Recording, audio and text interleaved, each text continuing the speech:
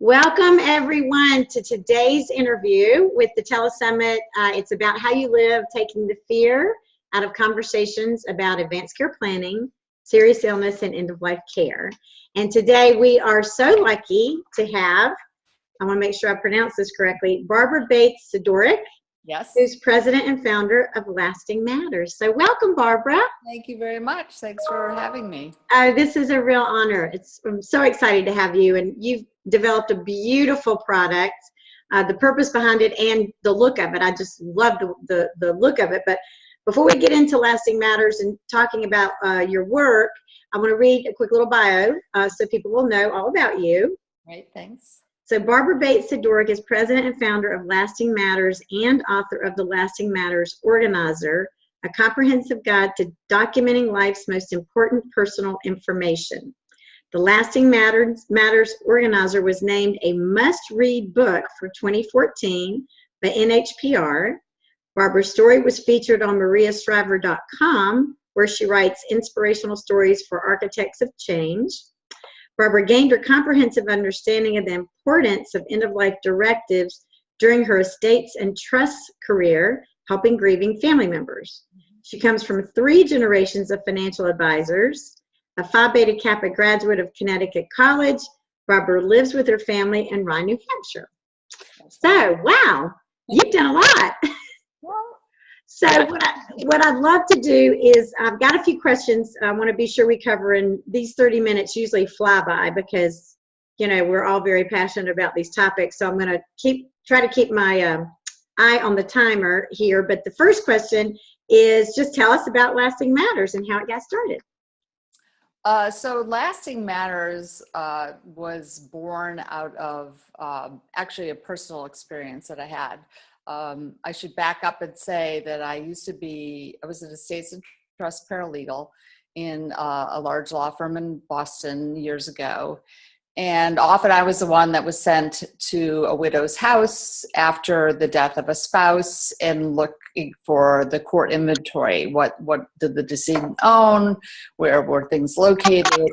And what I actually found was a lot of chaos and sadness at the same time of not having made decisions about things and not actually knowing what their spouse wanted or what they had in their homes, etc. So I would spend sometimes weeks going through attics and desk drawers and file cabinets and all the time seeing family members disagreeing about maybe what mom and dad would have liked in terms of a funeral or whether they want to be cremated or not. So that's really stuck with me, that there was a lot of chaos in a very emotionally charged time after death. And then 11 years ago, I was just going on my merry way, and my phone rang, and my brother said 2 words. He said, "Mom's dead." And it was like one of those life-changing moments. And instead of observing other families go through what happens after death, I was experiencing that myself with my family. And so I believe your story is that this was quite unexpected, correct? Right. It was a sudden death. I spoke with her the night before, and she wasn't sick, and it was one of those unexpected things. And what happened really was the realization that we had never had conversations about what she wanted. And so how to best honor her in terms of a funeral, memorial service, even just sort of the nuts and bolts of flowers she would have liked, or hymns, or all those things. What would happen to her possessions? All the things that nobody really talked about beyond having estate planning documents. So after that experience, I turned to my father and I said, "Look, when you die, I don't want the same scenario. I want to know what you have, where it's located, what are your wishes, and what are your intentions." And so I started to speak with him a lot about those choices. And I also started asking friends who had lost a parent or a spouse what they wish they had known before they died that would have helped them either save time, money, a lot of stress, and a lot of family arguments. And then I began my journey, and I thought, you know what, I'm going to create something. I'm a very organized person. I wanted to create something any adult could use to put everything in one place. And it's not about when you're going to die. You are going to die. We don't know when that is. So it's not just for people that are in their 80s and 90s. It's for people who are in their 30s and 40s, because you don't know when that's going to happen. And all that information, once you're dead, nobody gets to ask the questions anymore. There are no more answers.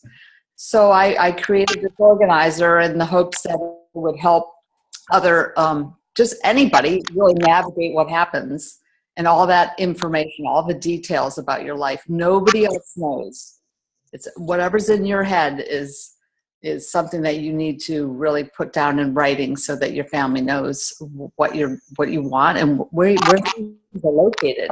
Right. And your experience working with all those families for all those years, that must have been just valuable homework, so to speak, to try to figure out what to include in Lasting Matters. It certainly was a lot of thought going through it. It took me about 4 years to research and write the organizer. I really wanted it to be just comprehensive. There are a lot of things that may not relate to you. Maybe you don't own real estate, or maybe you don't have storage units or collections of coins or things like that. But it's also important knowing what somebody does not have, so that you can sort of narrow the field when you're in the search. And it's like a scavenger hunt. Actually, when somebody dies, what do they have? Where is everything? Right. And when you don't know really what you're looking for. Right. And I remember my grandparents had drawers of keys when they passed away up in Canada. They had drawers of keys, and we spent weeks trying to fit keys into cabinets or this and that because nothing had been marked. Oh wow! So, there's so many ways you can help your family when that time comes. Exactly, and I do want to share with everybody, and this will be available, on the link for this interview as well. But it's lastingmatters.com. Very simple. I do want to ask you, tell us about the Lasting Matters organizer itself and what kind of feedback you've received from people who have used the organizer. And I have to also say the fact that it was a must-read book for 2014, I mean, obviously people are finding it extremely helpful. Yeah, it is. It's 170 pages. It may seem like a daunting task when you first start. I tell people to fill it out with pencil, although biographical data, certainly you can write in pen because that's not going to change, but maybe your wishes for your funeral service, or, you're going to maybe buy and sell real estate and cars and change your mind as you go through life. Right. So in pencil is what I That's smart. recommend. Yeah. Yeah. And so, I think I tell people to take baby steps going through it. The first chapter is called Immediate Matters. And literally, if you finish just the first chapter, you've already helped your family in so many ways. So it really is just a matter of plowing through it. So the first part is, what did you say? Immediate Matters? Yes, it's in 6 sections. So the first is Immediate Matters, which are, it's all your biographical data, but it's also the major decisions. Do you want to be cremated or buried?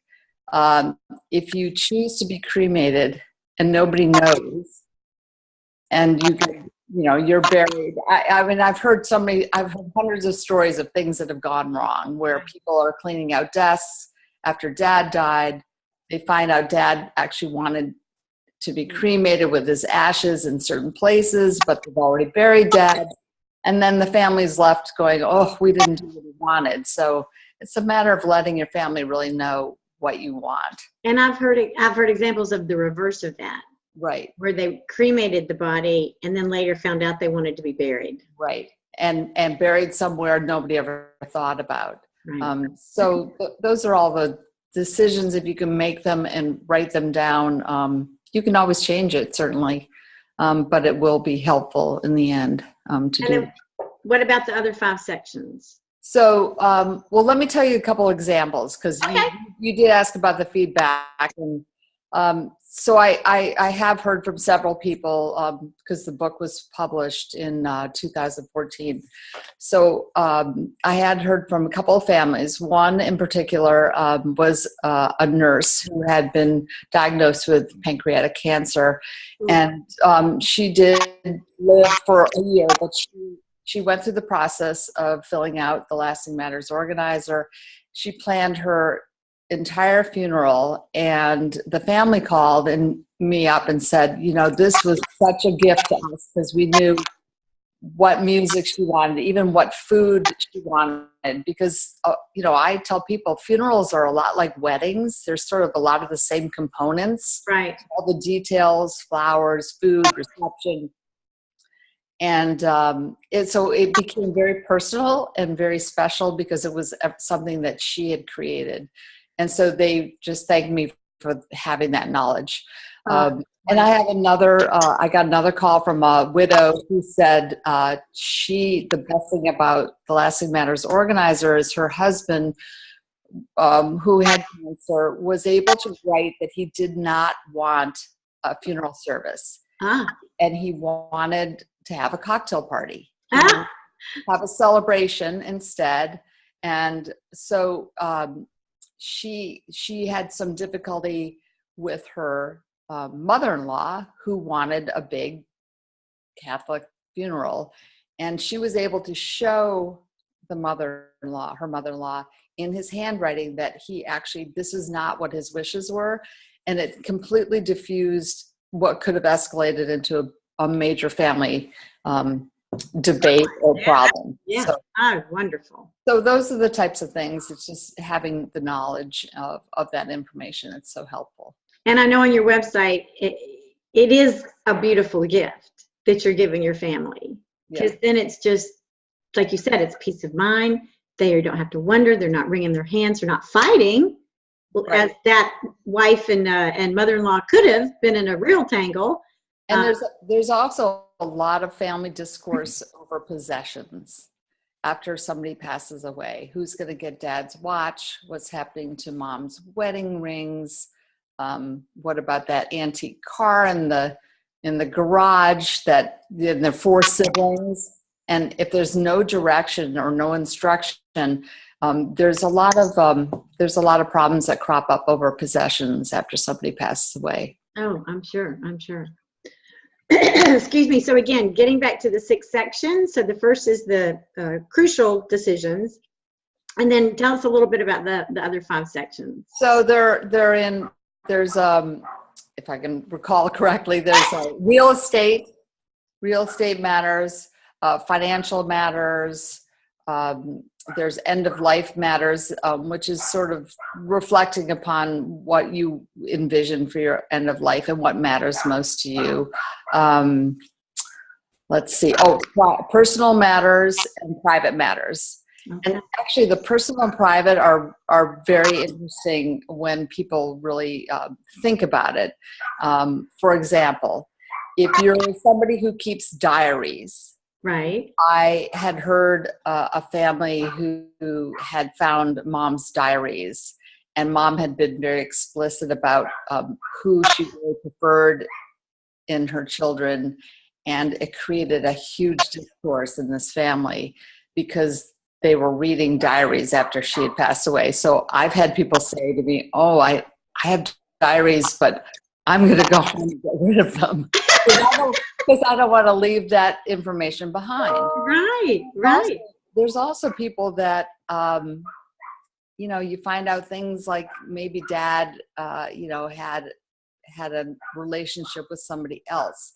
And to find something like that, within months after they die, when you're going through their desk drawers, it's very hard. So private matters is, those are things you should think about. If you were going to die tomorrow, what are you leaving behind that may create some problems with, the family? So that's really something to think about. And I'm sure a lot of people just don't think about that. Wow. And in terms of the personal stuff, we live in a much bigger digital world. Mm-hmm. So passwords, usernames, combinations, that secret question you have to answer, like what is your father's uncle's name in order to get a bank account? If you don't leave behind a trail of all that password information, it can take years for people to sort of wrap up somebody's digital life after. I know people on Facebook that passed away several years ago, and they're still on Facebook because their family does not know how to delete it, end it. Yeah. No, I know people as well, and it's kind of sad because when the birthday reminders come up and people don't realize this person has passed away and they're sending happy birthday wishes yeah, you're right. I think probably a lot of our viewers are nodding their heads that they understand that as well. And I knew a lady who they had built a house and put 3 safes in the walls, and she behind the drywall. Behind the drywall, safes in the wall, just for documents, family, whatever it is that they were storing. And she passed away. She had a heart attack and died, and she had not told her husband the combinations to the safes. And so he had to get a locksmith. It was a big process to get those kinds of things. So combinations, what are where are keys, those kinds of things. That's really important. It'll just save a lot of time and headaches. Yeah, you're right. So tell the viewers what you call the 3 Ds. So the 3 Ds, I call sort of the nuts and bolts of a person's life, especially end of life, that needs to be talked about. Mm-hmm. One is detail. One is decision and documents. And I think for the most part, people do a good job getting their legal documents, their advanced care directives, although there's always room for improvement, but having a will, if you have property, to leave that behind. They do a good job. But I think there's a lack of really people making decisions today and communicating them either through the organizer or having conversations. But I also tell people, look, if you're going to have a conversation with one child, make sure you have it with the other one, because a lot of times they'll say, well, mom didn't say that to me, and then there's a problem. So making decisions today, you can always change them, but make them clear. And then the details, like I said, nobody knows what's going on in your life better than you. And so, there were just a lot of details when my mom died that we hadn't had those conversations. I wish I had those conversations, and I'd wish I'd asked her those questions, because there were no answers when she was gone. Right. So how do you recommend starting the conversation about end of life? Because nobody wants to talk about it. Yeah, that's, it's interesting. People ask me, first of all, I think that actually giving them a copy of the Lasting Matters Organizer, people are either going to want to talk about what the process is or what you're going to put down. And then there are people that are not going to want to talk about it. But the important thing is asking them, say, look, this is your gift to me, giving me this information when it's going to matter most.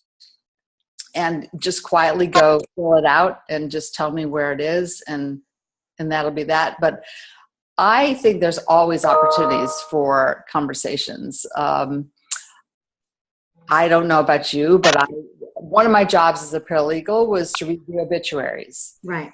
And to see if clients had passed away. And because now I'm a boomer and just turned 60, me too. You look in the paper and there are people, in our age group that are dying. And so it always is an opportunity to talk about it. I think people say, don't talk about these things at the holidays. I think it's a great conversation starter. Like, has everybody around the table thought about whether they want to be cremated or buried? And if you want to be cremated, do you want your ashes spread, and where would that be? And you could be 10 years old and jump in that conversation, or 90. And a lot of people, I think the more you talk about it very honestly, because it is going to happen. It's like, if you're alive, you are eventually going to die. It's not, there's no, you could put your hands over your ear and ignore it, but that's not going to do your family any good. And if you're married, if you don't know what your spouse wants, and something happens, if you're grieving, it's not a good time to make decisions when you're grieving, or even to think about it. I've said a couple of times that it's a lot easier talking about going on a ventilator when you really don't have to go on a ventilator. Exactly. And the name of this whole series, this telesummit, is taking the fear out of having conversations about advanced care planning, serious illness, and end-of-life care. So as boomers, 10,000 of us turn 65 every single day, which means in the next 20 to 30 years, there will be a lot of funerals. There will be a lot of us crossing over the rainbow.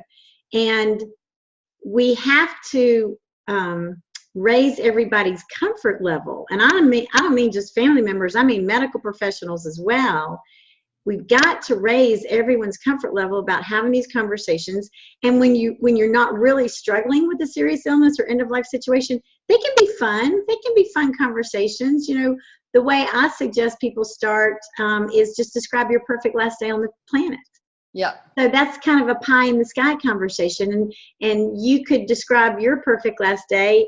And in doing that, you're going to say something that your loved ones didn't know would be a very fun, cool thing that you would want on your perfect last day. So you are really deepening and enriching your relationship with your loved ones by having these conversations. And just start them. I mean, you could be doing the dishes next to your father at Thanksgiving, and ask a question like, I've been thinking about this. Or I remember when my aunt died, I was the sole representative that went to her service, and I got home and I said to my husband, look, I think we should think about it. So where do we want a headstone? Do we want a plot? Do we want to do this? And we decided, okay, so we'll go ahead. We got the cemetery plot. We put a headstone in with our sort of family saying, and as it turns out, both his parents are now buried there because there was no plan for them. But here we have this plot. It's like, okay, well, Wow. So it's a matter of, I think people plan really well for everything else in their life. Their education, or, for their wedding, for their retirement, all of the things that we do well, traveling, all the things we do well in planning, babies, having children. We don't do a good job planning for what I think is the biggest event. Because what happens during that event is not only are you no longer here, but you're leaving behind either a mess or something that has been thoughtful and talked about, and then everybody's feeling good about it. And then you can enjoy that cocktail party and you can have the cocktail. Somebody had said, I don't want a funeral service, I want a cocktail party. And then everybody can enjoy the party because they know that's what that person wanted. Exactly. Yeah. So what's on the horizon for Lasting Matters? Well, I've just spent the last year and a half. I've developed a beta of the software that I'm going to market probably in the next few months. So it's interactive, and it mimics the Lasting Matters Organizer, the paper edition, but it's more interactive and something that I can imagine advisors using for their clients, et cetera. I wonder, so like a DVD?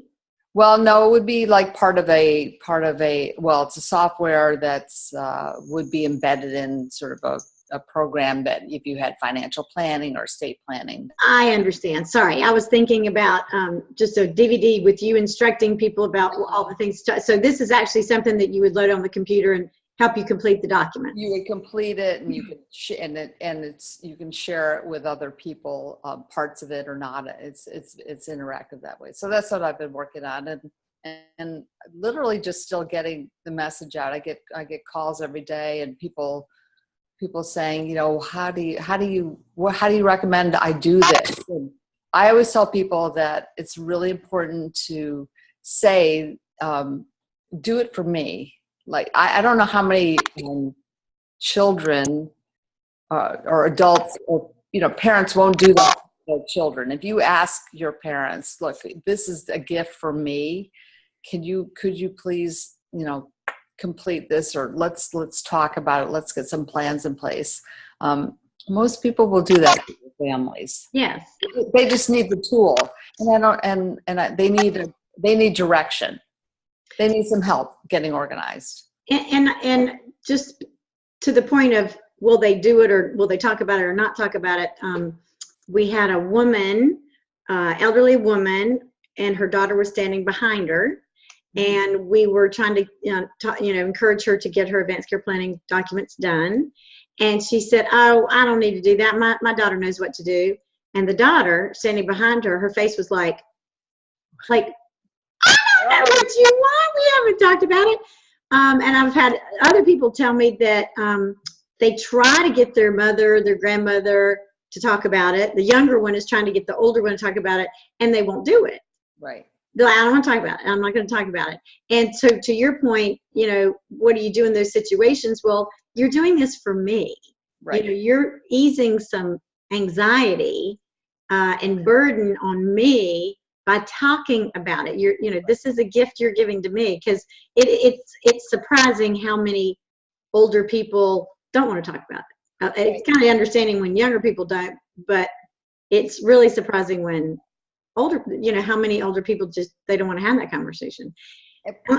And one of the interesting parts, though, is if you talk to widowers or widows, because they've experienced that chaos after their spouse died, they ultimately don't want to repeat that when they die. They want to help their children, so they're a great catalyst for getting things done.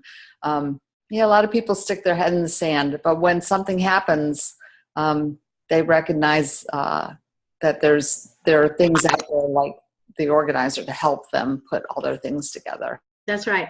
And I wanted it to be really practical. Like, to me, it was not to be morose or morbid or let's talk about death all the time. It was more, let's just get organized so that, I tell people, write your own obituary, write a draft of your obituary, because it's like writing a AP history exam, but you don't know where all the facts are. You have to research and find out what schools and what your parents were into, and writing an obituary is very stressful when you're grieving. So write one in advance. It's just very helpful. That's right. And it's also much easier talking about what you want, under what conditions do you want it, when don't you want it anymore, when you really aren't faced with a serious diagnosis, or just do the scenario planning well in advance. Then when there is a serious diagnosis, now it's not scenario planning. Now we have a real situation we got to deal with, but we've already talked about some of these things. And now it's, drilled down to, okay, now here's what we're dealing with. What are we going to do moving forward? And to your point, using the pencil, I think is genius, because you change your mind. You change your mind. Through life, you change your mind. You change your mind. And it's like the gerbil treadmill that we're all on, every year something changes. So, I'd say, so take the time, fill it out, get your thoughts together, and then maybe revisit it every year. That's right. Or when you make major changes in your life. Right, exactly. We always say it's not a one and done. No, never. It should not be a one and done. And I really want people to go to your website and get this Lasting Matters organized. And again, the website's lastingmatters.com, because not only is it comprehensive, it's beautiful. I mean, it's really beautiful. The I guess, is it robin's egg blue, or what is the color of blue?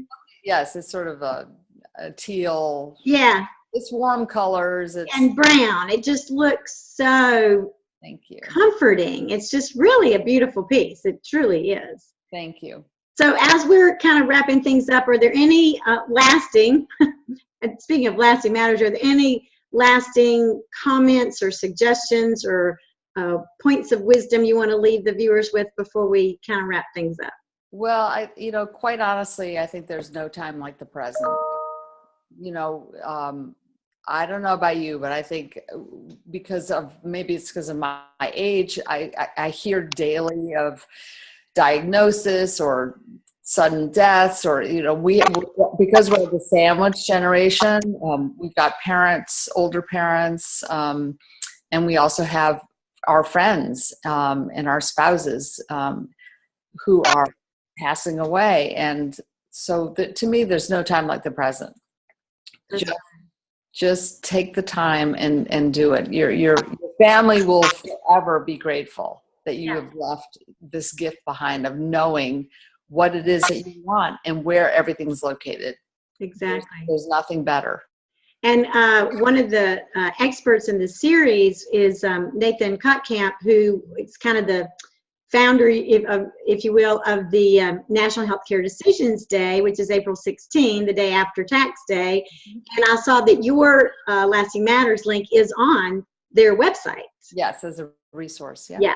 Yes. He's great. I think it's terrific what he does. Yeah. Getting everybody to do their advanced care directives. That's the document piece of the 3Ds I talked about. Right. And so to your point, no time like the present, but if you don't do it today, at least do it April 16th. And you can still access Lasting Matters on April 16th if you are thinking about that. If that sticks in your head, then you can access Lasting Matters via that website as well. But the best thing is today, because you don't know what tomorrow will bring. Exactly. Just like your mom was doing great one day, and then the next day she was gone. And I'm so sorry for that. That's such a tragic loss. Probably good for her, but not for us. That's right. So, lastingmatters.com, Barbara Bates Sedoric, thank you so much for giving the world this gift. It's very, very helpful, comprehensive, beautiful gift to help everybody get organized. And, it doesn't have to be doom and gloom conversation. It can be a fun conversation. And again, it can enrich your relationship with your loved ones by having these conversations. It will draw you closer together, not farther apart. So embrace it. For inviting me. Oh my gosh. Yeah, no, this was a lot of fun. This is an honor. And thank you again for producing such a beautiful piece.